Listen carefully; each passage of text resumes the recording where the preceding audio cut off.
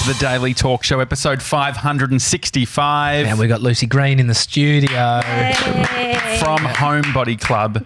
Homebody Club was a side hustle. I guess it still is a side hustle. Still is. You're one of a few friends that have side hustles. I feel like what we're doing feels a little bit different because it's not like we're employed by anyone else. Well, remember how that guy once said to me, I won't name his name, he said, until you're paid, 60% of your income comes from it, you can't say that you're actually the thing. Oh, yeah, sure. I mean, I told him to get fucked. It didn't mean anything. And so how did Homebody come about? Homebody came about because I transitioned from corporate life to a startup in marketing. What is the real difference, like for somebody that, maybe they're still in corporate? Corporate versus sort of startup land? Yeah. So I went from a team of 60 to a team of 3. Okay. And set hours from like very fluid hours. And just the general environment, I think, like going from corporate, lots of formal meetings and things like that, and just like, you guys here in t-shirt and hanging. Lots of loophole, like lots of sort of loops to jump through in corporate versus like a business that doesn't have as many systems, therefore you kind of, it's a bit looser to get things and quicker to get things. Yeah, you definitely have to follow a hierarchy. There are all these rules and even just general environment and like things that they've already done that they like to follow. So whereas startup is very like you just do whatever you want kind of thing. There's no rules. You have a lot more autonomy. Yeah, maybe? thank you. Is the do you think it's easier to do a side hustle in a corporate or a startup? Well, personally for me, I started it when I went to I started Homebody Club when I went to a startup because I just didn't have the brain space to even think up something new. Working, technically it would be 9 to 5, but it's like 8 till 6, 8 till 7, coming home and being exhausted. And so transitioning from the startup was really initially for my mental health, just to give myself that white space to start being creative again. I love it. So like when you're the cog in the big machine, it's like they work you. You're really just getting it done. So for it's, hours. What I love about Homebody Club is you're doing community stuff. Like there's a very big element of community, but it's also for introverts. Yeah.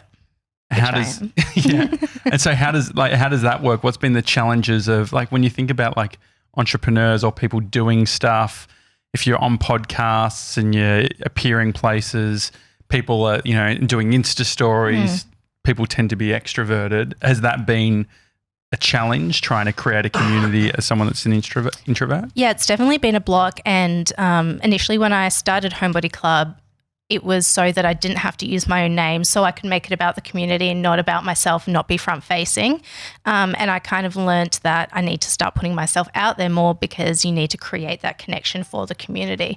It's really pushing my own personality boundaries to get out there and talk to people. And I've definitely seen that when I do put myself out there, it's people sliding into my DMs, having that conversation, and creating that discussion and community. But it's been more easier to make the connection quicker definitely through using yourself. Yeah, I mean, the thing is, extroverts also have the same battle.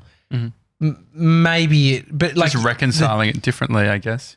Yeah, and so when both sides do, it's like stepping into that is the powerful choice to make. Maybe it is harder as an extrovert because it's not as natural to want to be in the limelight or something like that.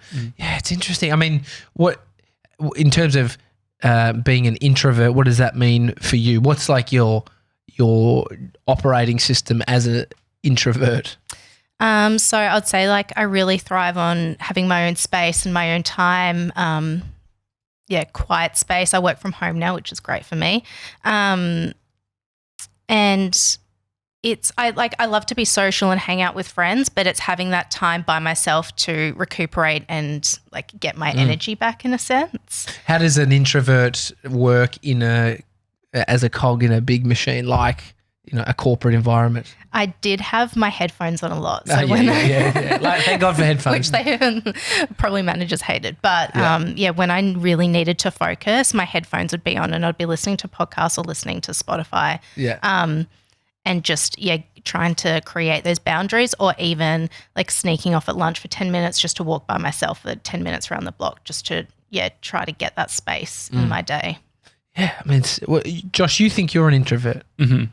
Yeah, I think that I'm probably an introvert that ended up doing extracurricular activities to work on things that made me better skilled with things that most introverts aren't, potentially. But I think that for me, the best possible weekend is nothing on, or like not seeing anyone, or so you're a Monday to Friday extrovert, yeah Saturday, exactly. Sunday introvert. Mr. 97, I've never really heard you class yourself as anything other than just a perfect specimen, which you are. Probably extrovert. I think I get all my energy and motivation from being around people, but it's probably that like the social anxiety side of things that makes you more introverted, or think you're more introverted. Mm. Can you change, do you think? Like, do you reckon you could actually become an extrovert or vice versa? I feel like you could move on the spectrum, because I did the Myers-Briggs personality test when I was in year 12. They got an agency to come in and do it, and I was actually classed as an extrovert then. And so now on the scale, I'm like way introverted. What do you think changed? Yeah. I started hating people. No. I don't know. Maybe I feel like I'm questioning whether I even was extroverted to that extent, or whether it was from a social point of view that I was like being extroverted to fit in. And now I'm comfortable in saying like, oh, I'm just going to stay home tonight on a Saturday night with my cats and my boyfriend and watch Netflix. Whereas before I would go out and I probably did a lot of the extrovert activity, so that was deemed as being extroverted. You got like a business coach. Is that what you call them? Or like, I remember speaking to you early on in the stages and you were talking about having someone supporting. Yeah. What was that like? It was really interesting, I think, from a entrepreneur perspective of when you're by yourself. Like, you get to bounce ideas off of each other, and it creates that really like creative space. But when you're by yourself, it's really hard to do. So even just having a business coach to be able to bounce ideas off of and brainstorm, knowing that everything, like you're in a safe space, it was really good way to start to create the foundations of what I wanted to do. Was that day brand. one? Like, so you decided... So you've moved from corporate to startup. You had the idea of, was it I want to do something and then working out the Homebody Club thing, or was it saying, like, where did it sort of fit in regards to coming up with the idea? I wanted to, so I was listening to a lot of podcasts, reading a lot of articles about self-development, wellness, mindfulness, and I didn't really have anybody to talk to about it. And I felt like my boyfriend would kill me if I kept on bringing it up. So what's his go-to? What is it? How could you relate to him if you're listening to the content what is he like? that he's hockey? Hockey? He plays hockey. No, he does? He plays hockey. I thought it was just some obscure No, he does play random hockey. sport. He loves American politics. Does he really? Yeah, no, he does. Okay. You need to listen to some really right-leaning. Yeah, which stunt him with a few facts. Yeah, that's not my shtick. So no, I get it. So I wanted to start a community, and I was trying to work out how I wanted to do it, whether it was just over social. But because my background is digital marketing, I thought of a newsletter and then tying it in with a blog and then social media as well. So it was kind of basically what I've been doing with my entire career, and then moving that with the skills that I've learned into my own project. How much harder is it doing the thing you do for other people for yourself? Did you find it harder? I find it sometimes a harder thing. To work for someone else? No, it's even so, say for instance, it's like doing the thing you do for others all the time. So you did the digital marketing thing, but but then applying all of that to a thing that you've created. Yeah, I think I really struggled with perfectionism. Because I was the only one that was coming up with the ideas, but then also doing the actions as well to get it done. I was always like tweaking and finessing and not wanting to go live because I wanted it to be perfect. Whereas when you're doing something for someone else, they have that vision and you're basically just doing it for them, and there's no emotional connection or like ego behind it. Yeah, it's definitely I think when it's your baby, it's like you almost you want to tick a few more boxes. Someone else, you're just like, there you go.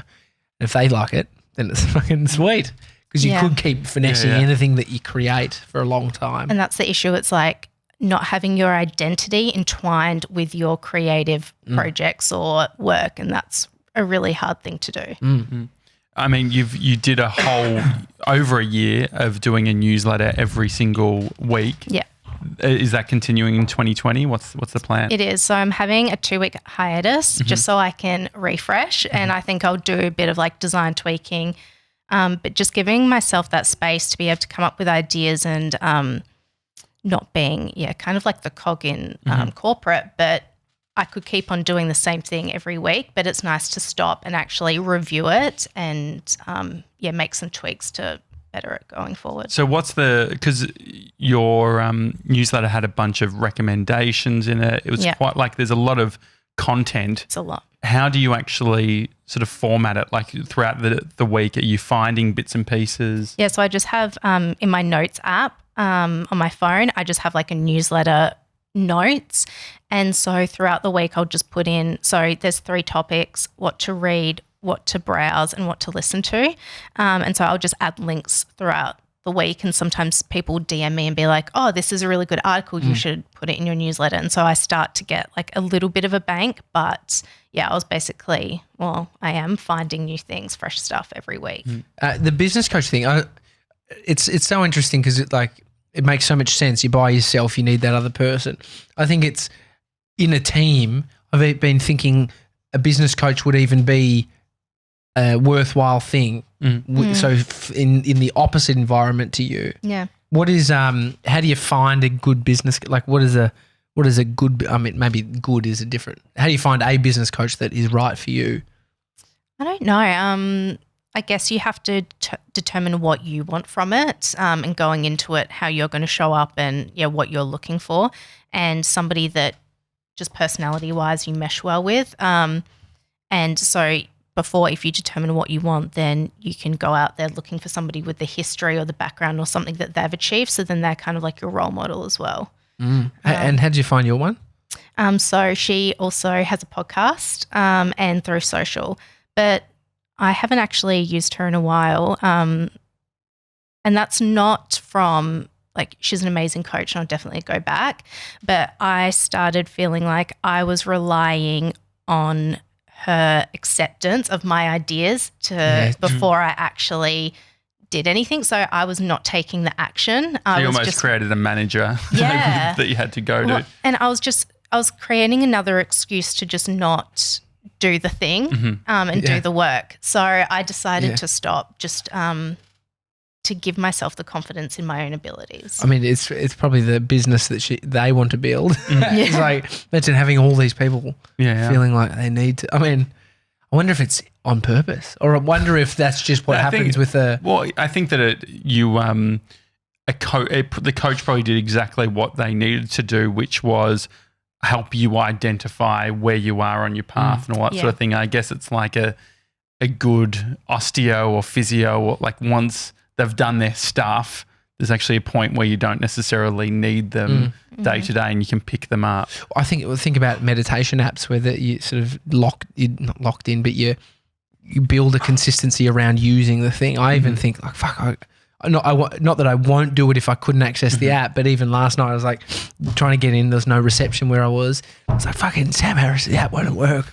I need it. And so you could build like if I don't have the app, I won't be doing it. It's interesting. You did like an in-person event as well, or like, running that sort of breakfast style meetups. How did you find that as opposed to, say, having a digital community? I really liked it. I think there needs to be some form of in real life community aspect to it, which I'm thinking about how I'm going to build out in 2020. Is it harder with introverts? Yeah. If at Homebody, I guess like by design, they don't necessarily want to leave the house. Yeah. Well, I had lots of interest and there was so I only maxed it at 10 so that we could actually have conversations and to connect and not just like a giant group of people. And I had a wait list. So obviously the homebodies were interested in it. But personally, so it went for like 2 or 3 hours in the morning, but then the rest of the day I was just stuffed. Like I had no energy. I was completely just like, I had to stay home and just like lay and watch Netflix and do nothing because my introvert was like, whoa, dude, what have you done? What was the format like? Format was pretty chill. We just all came together, ordered coffee, and I think I just asked people about that how their day's going, how their week's going, that kind of started it. I didn't go in with any like pre-organized questions or anything like that. It was just, it kind of, flowed and it was good. Do you think you find that easier than even doing like general social stuff? Is it easier when you are leading a community or building it? Because they can.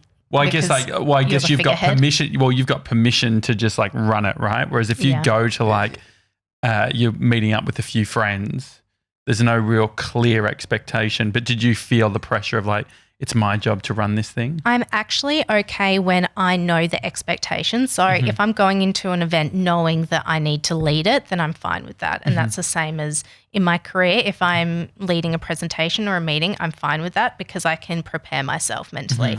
But it's going into situations where you don't know that that's like the social anxiety. Yeah, because you can sort of bring maybe a persona. You can wear a mask. Yeah. I think as a personal trainer, I'd front up. You kind of know, everyone knows what you're there for, and then you just deliver what you. So it could almost like it allows you to tap into a confidence. Definitely. Which is, it's an interesting thing. I mean, if someone thinking of starting an email list in 2020, I think people would think it's a sort of old school. But if anything, I've seen it's more. So hot right now. I've seen. It is so hot right now. Well, I would say to create an email list because you can never control anything that you like your audience on social media. So you don't know when Instagram's going to stop, when Facebook's going to stop, or when they'll start charging businesses to be using it. So an email list, you have complete control. You own it. So if anything happened to, like even if you get hacked and suddenly everything's lost, you still can contact your customers. But how many people wouldn't have email lists that are influencers? You know, so many. And so I think it's stronger. It's an asset. Is it so? Building an email list versus an Instagram following in 2019, which one did you find to be more difficult? Well, my email list is definitely smaller than my Instagram following, but I would say that my email subscribers are probably valued more, as in that they are really committed and are interested in Homebody Club, whereas a lot of people on Instagram would just like scroll through, I like that person's quote, okay, I'll follow, without really any personal connection. So but yeah, email is definitely harder because you're giving that information away. I like to, a podcast, one download of a podcast equals how many YouTube views do you think? In terms of like, I think we've talked about that before. It's like 100. Well, yeah, because there's so much, like the barrier to entry for a podcast is so much higher. And it's even like that with the email and the social stuff.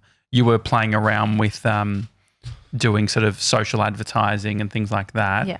What did you work out from spending money versus organic with Instagram? So all the ads that I did were feeding into the newsletter. I don't do them anymore.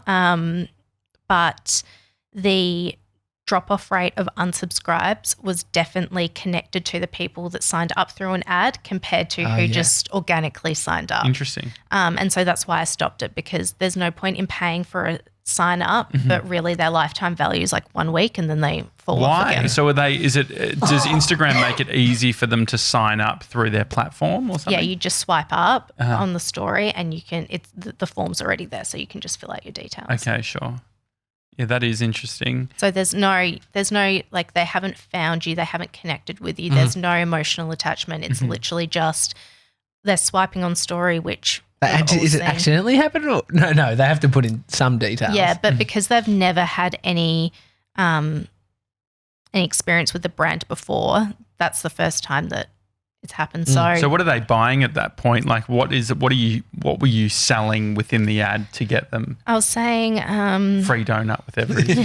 yeah. Might be behind the sign. Yeah, exactly. Never know. I was saying a weekly newsletter for women on recommendations of what to read, browse and listen to in mindfulness and wellness. That was essentially what it was. Yeah. And monetization, has it always been something that's been on the cards? I guess if you have a business coach, you'd want to have some form of. Yeah, it's always been long term though. I never got into this for the quick win or the money. It was for the community and for connecting with people. So yes, at some stage that will definitely be a key factor. But for now, yeah, my newsletter, I don't want to hurt the integrity of the brand by just any product or anything. And so how do you, because you've even had some brand integrations, what was the learning with doing that type of thing? The learning was... What was the brand again? Who were you working with? So we worked with Shelby's, which is like chocolate-covered almonds and snacks. Yeah, they're great. Yeah, so very on brand in terms of like everyone was really like loving the product and like had you used it before, and a lot of my audience was DMing me like, yes, I love these and that sort of thing. But I think that for that sort of activity, when it's a fast-moving consumer good, then it's a little bit different compared to like driving online sales. And so, yeah, it was in line with the brand. I think it's also what the brand wants. So like, is it conversions? Is it brand awareness? Is it creating connections through other brands for your network? Like, so was it a branding play for them or what? Yeah, it was a branding play. Yeah, so I'm definitely open to things like that, but I'm very aware as well because I'm from marketing. I've had a few brands come to me and be like, oh yeah, we'll pay you if you get this many sales. Yeah, sure. And it's just not. But if you attempt it and you don't, we won't pay you. You don't get paid, yeah. Ouch. I guess, I mean, performance, that comes under that sort of performance marketing stuff, which really requires, it's a scale game, right? Like you need a much bigger audience. Doesn't necessarily have to have the brand equity or the quality of person. But if you're building a quality community, then you can't just look at classic sort of CPM rates and things like that to determine your cost. What do you think the rah-rah of marketing was of 2019? There's always like things that I think people obsess over in those kind of areas. The hype. Where do you think the hype was? TikTok. Yeah. You want Thanks, Gary V. Is Homebody that's on his fault. Is Homebody on TikTok? No. You do a lot of cat content though. But I should. Yeah, that actually could be. Yeah, cat TikTok. Yeah. Oh, actually, there is I was watching a cat. You know those cats that look like tigers? I think they're Bengal tigers. Yeah.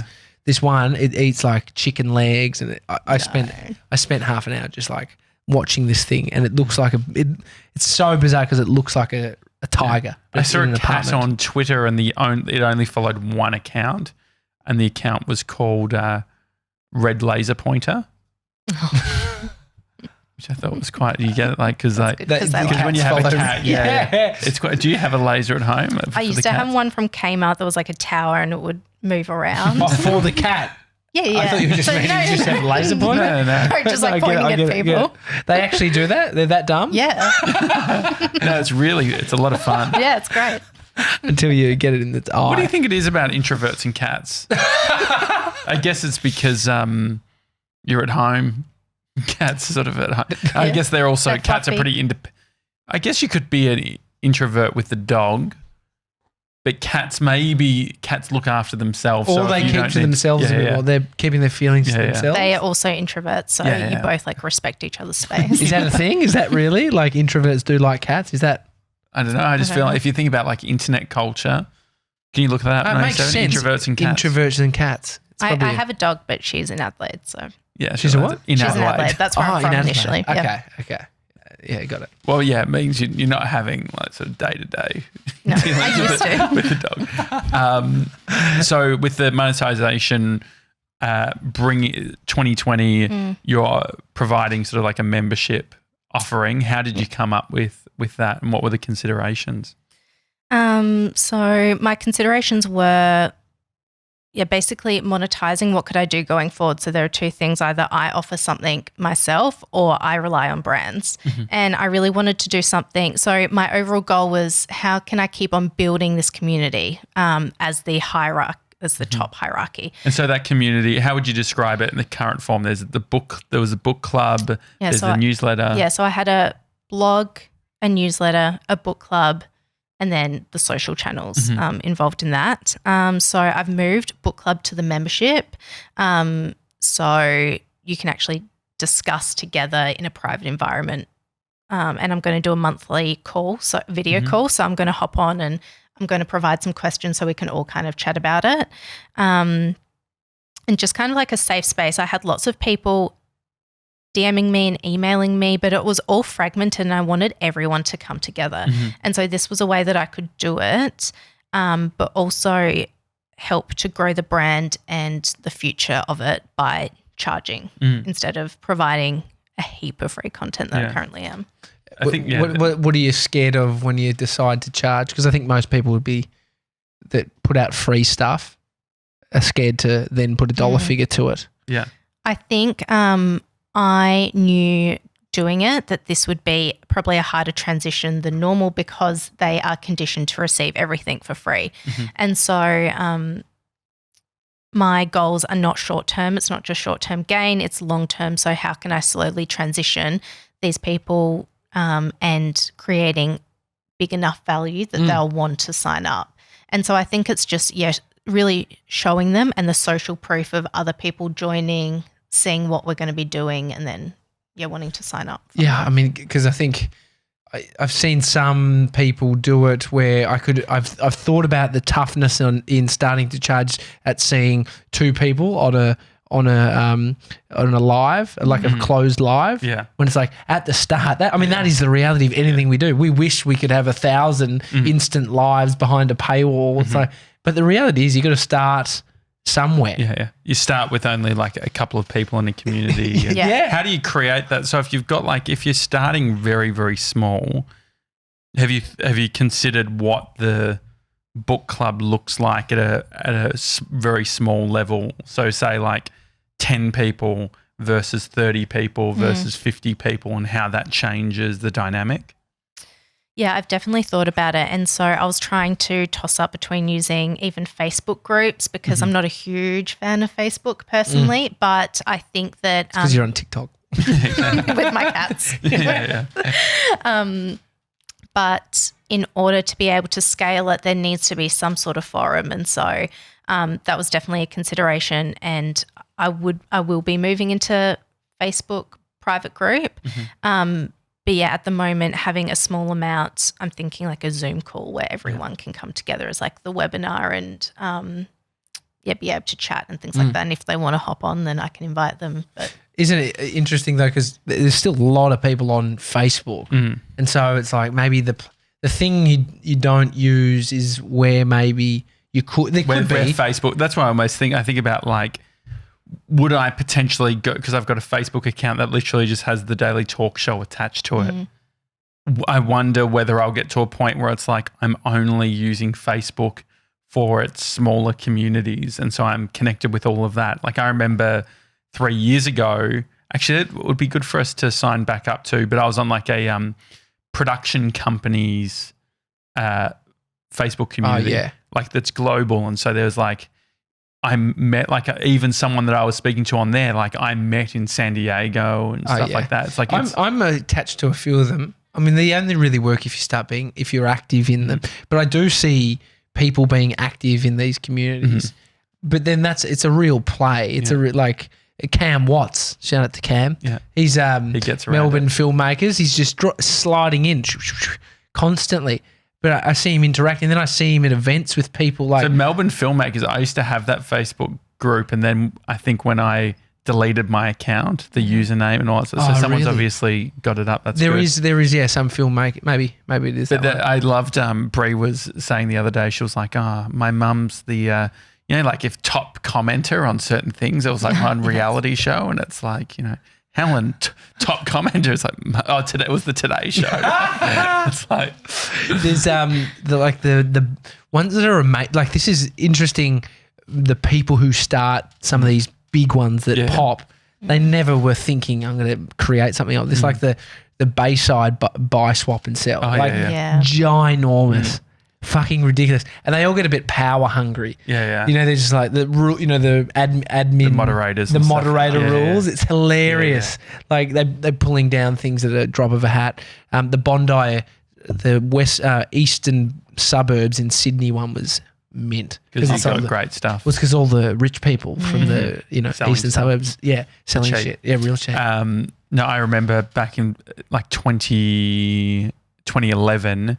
There was a Facebook group, which is pretty. It sounds pretty dumb now. It was I'm awesome because I live in Australia. There was a Facebook group, and it had 250,000 likes. And this was a time where, when you did a post, it appeared everywhere. And I remember, I knew the guy that had it, and he put my Year 12 film up, and had my video got like 12,000 views or whatever because of that. And then we had. Even when we were doing, when I was doing the social media for Charlie and Boots, which is a Shane Jacobson, Paul Hogan film, I got Shane to do a personal message specifically for that Facebook community. Smart. Isn't it funny how people used to do shit like that? Yeah. Imagine asking Shane. Yeah. Now, can you just do this? Hey, mate, can you just quickly post the Daily Talk Show? It was funny, the currency of it then. Like, not everyone had worked it out. Yeah. So can you bring up the biggest community on Facebook in Australia, see what it is now? But I remember asking people to share things. Yeah. And it wasn't as offensive as it is now. Yeah. Well, I think people know what it's worth. Even think about how hard it is to get a follow on Instagram now. Amen. It's like, it takes a lot. I think that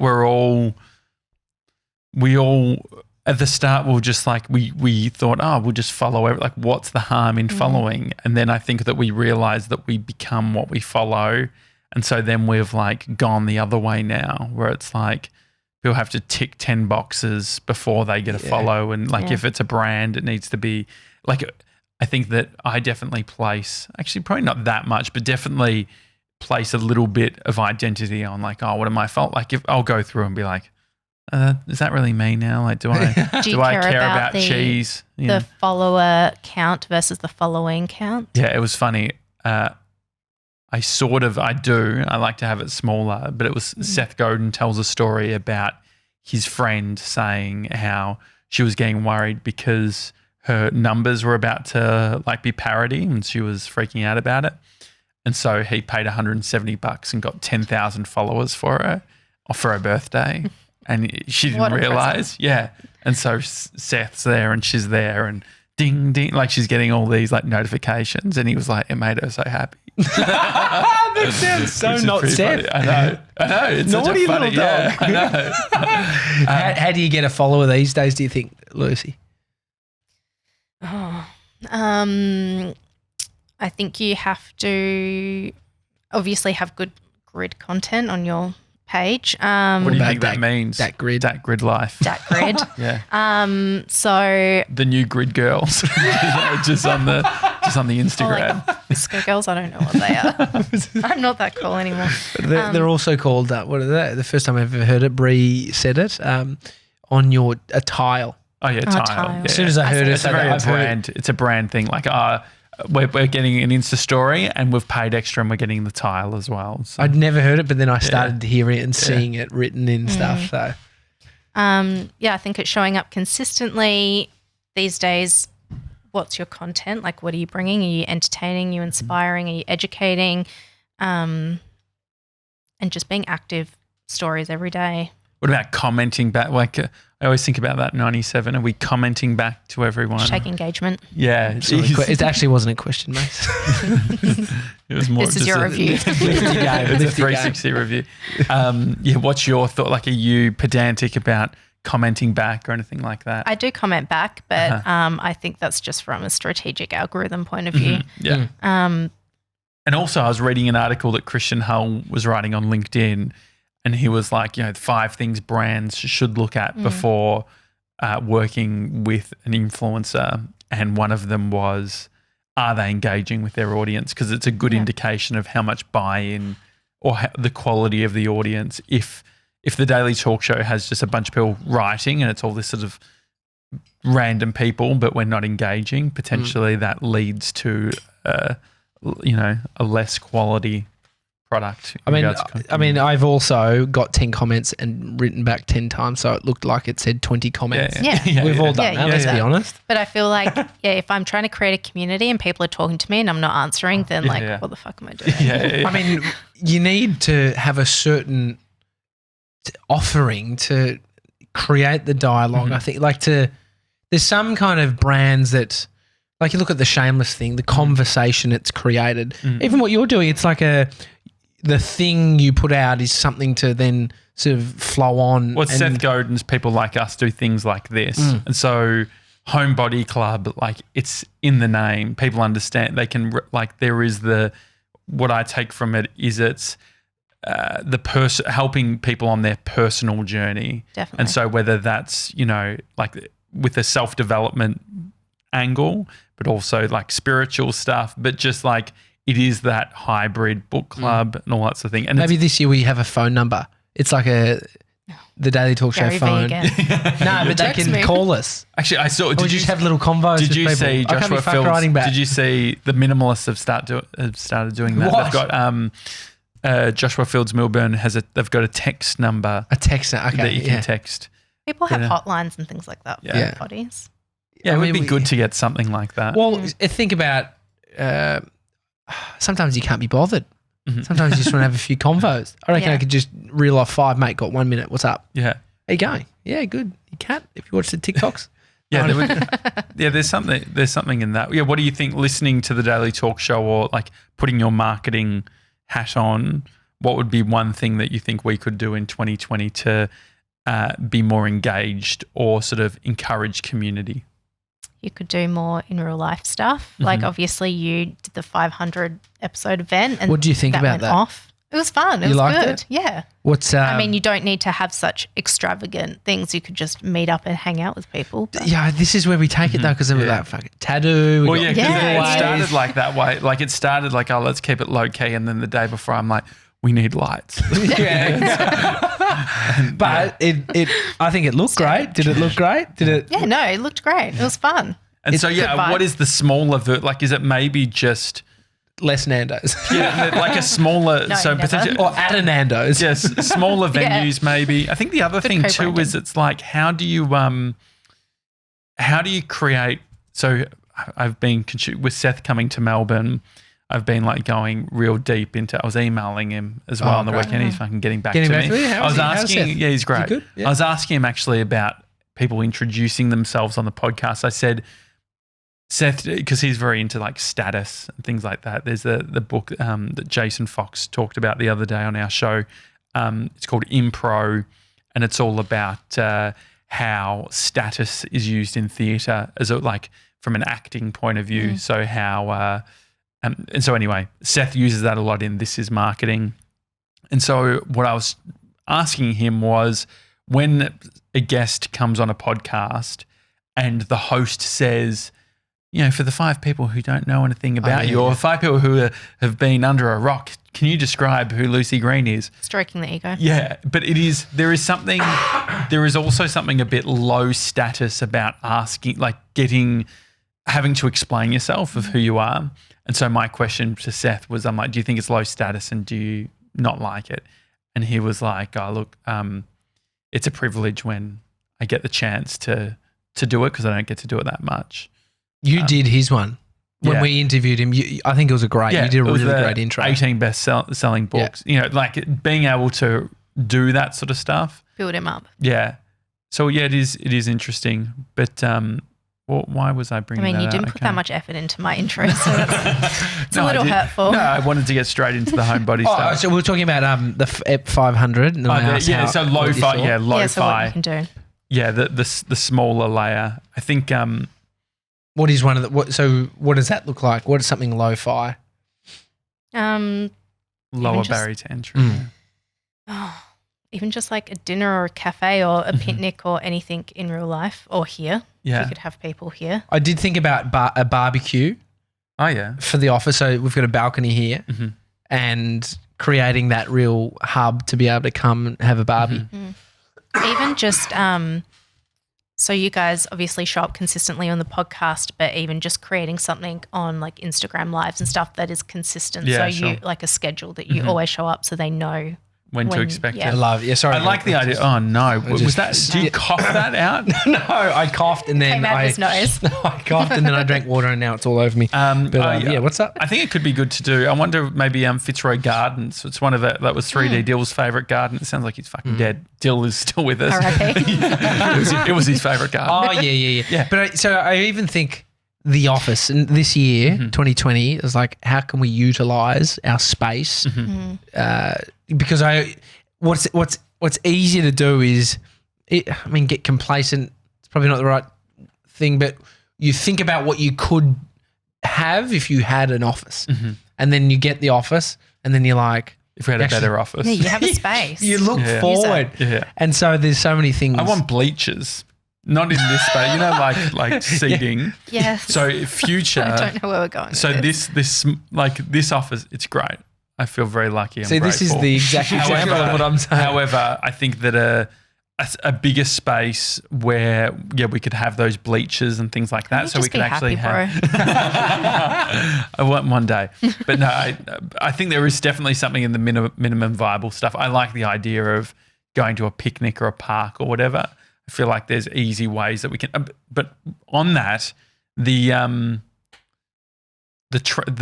tension, trying to create tension within, like community within, say, like money wise, right? Like you actually, Seth was talking about. This is what I wanted to talk about. Okay. Seth was mentioning how he would give the Alt MBA for free to people who were in not for profits. Is this in email to you or just mentioning it in general? This is in general. Just to clarify. And what was happening was there would be a huge drop-off rate of people who would get access to any of his stuff for free. And so what he was talking about is you need tension when you pulling back or maybe it was resistance. I think it was tension. Pulling back a slingshot, you need the tension for it to work, to catapult it. It's creating that value. And so I think part of the way that you create tension is charging for stuff. And so we didn't do that when we had our EP500, but what would that have looked like? Like we had someone book 6 tickets and then not show up because it was free. Your mate. Yeah. What would it look like? What would it look like if you charged a small fee, even if it was $20? Well, I think it's the value, like you said, you can, and especially if, all these things are like coping mechanisms. You set it for free because you don't know if we can actually pull it off, and then we get 80 people in this room, and it's like, holy shit! Imagine if we charged, and then you could go, oh, we'll charge a little amount, and we'll put all of that money into the event. So it's like that's the coping mechanism at that point. Do you think for you having a cutoff was a small amount? Was almost not wanting to sort of, I know you said it was like keep it small, but is it also inside? Because I know all this stuff is like a fear of failure. Fear of it not working. Yeah. It's definitely what I felt. Yeah, totally. And I remember launching it for the first time and being like, people could just not show up. And then so I got 2 of my best friends to sign up and I was like, well, if nobody comes, we're going to have nice brunch. And it's just a highly organised catch up through a sign up form. I love that. It's a calendar invite. And so then when you saw some randos. Yeah, I was like, oh, this is actually real and I'm actually going to have to do this and turn up and it's going to be a thing. But where else is there to start with any of these things? The podcast, like starting a podcast and having people listen and then a year later, how many, it's really cool. I think that is the reward in the creative endeavors. And the online stuff's amazing. Yeah. I sound so old saying that. And the online stuff is so amazing. You can do it from your house. It's bloody great. So if people wanted to sign up, when's the first newsletter of the year coming out? Have you got a date on it? 97 can work it out. Is it like the second Thursday or some shit? Or well, I'm having a hiatus for 2 weeks. So next Thursday and the Thursday after. Yeah. So I don't know what it is. So two things. It's coming in because this episode's coming out in Jan 2nd. Yeah, mid-Jan. So it should be out very soon. I'll still have the blog and membership. Can people look Instagram. at old newsletter? I love the newsletter. I feel like blogs, it's still that thing of like you've got to actively go there. You got to have it on your like bookmarks to be able to go to it. The newsletter is like a great reminder of what's happening. How do people sign up for the newsletter? Through Instagram, just link in bio, or pop up on my website. Is it homebodyclub.com? .com, yeah. Great. Good to know. Lovely. Yeah, gotta own it. Yeah. Have you got homebody.club? You don't know. Oh, yeah, you can do that. It's probably really expensive. Unnecessary. The .club is expensive. And also, once you got the .com, if someone tries to start something with the .club, good on them. Yeah, whatever. Kill them. Oh, did you actually? You tried the whole trademark thing, yeah? Or where is it at? So it was. I'm not gonna say it properly, but basically it was approved, and now there's like a 3-month period where it's advertised and people can fight it. Yeah. Challenge. The challenge period. And so that is over in January. Great. Right.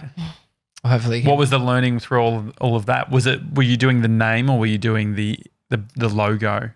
I did the name because the logo is just the name anyway. Yeah, sure. So I just did the name and it worked. Oh, great. Should we give it another attempt for our logo? Yeah. So what I found out from because the Daily Talk Show, we got advised that it wouldn't go through because it's too generic. Yeah. But then Justine from Thank You slid into our DMs and said, do it from an image level. So Thank You, like basically trademarked the logo. Yeah, so it's and not that's the words. that's still essentially the words just written out. And so we could do. Do we have to get, is that .com? Is it because we've the got Daily Talk Show? We can put it without the .com. I'm not sure. I like the The .com's good in a logo because everyone always knows where to go. But I feel like in 10 years' time, it will be like what happened with like Fox FM and all of that 5 years ago, where they all dropped the FMs. I did that. Like a hit network. No, they went to the Fox, and most of them don't give the what's the numbers called? The frequency. Oh, the frequency. 1019. So they get rid of that because they're all all about digital. That iHeart and stuff. Anyway, Lucy, good luck for 2020. We would love to have you back on later in the year. Sure. Maybe we can do some of the stuff that you're pushing on your workshops and all that stuff. Can you bring your cat too, please? I have 2 cats. What's the cat's names? Two. Again? Bring them both. Frank and Scout. Okay, great. Which one do you like more? Scout. Really does have a favourite. Was it Frank came later? No, Frank's the first one. You've met him. Okay, yeah, sure. Scout. Okay, Frank's so Scout's my big new. fatty. Yeah, sure. He has anger issues. Though. Really? Yeah, I have scars. That's full on. Yeah. Oh, you do? Why are cats so mean anyway? Oh, jeez. Right. I mean, Amy's rabbit bit her nipple. Really? Like a scar forever type of thing? She's got this was when I first met her. She got a scratch and a bite. Little prick. Don't ever touch my That's wife. what she told you. Yeah, that's a story. Yeah, it was the rabbit. Yeah. Nah, that thing used to hiss. It was a little What rat. happened to it? No, it was a rabbit, not a rat. No. It killed it. Nah, we moved to Melbourne, so we left it But what happened to it? We left the house? We left it at the house where the housemates were, and then I think they sold it. So there was somebody there. Sold. Yeah. But it used to live in the backyard and started digging and fucking. Because it's trying to escape. It became a free range rabbit. Anyway, that's a Daily Talk Show. Hi at thedailytalkshow.com is the email address. Homebodyclub.com. Definitely sign up to the newsletter because I really enjoy that every week. Otherwise, see you tomorrow, guys. See you guys. Bye.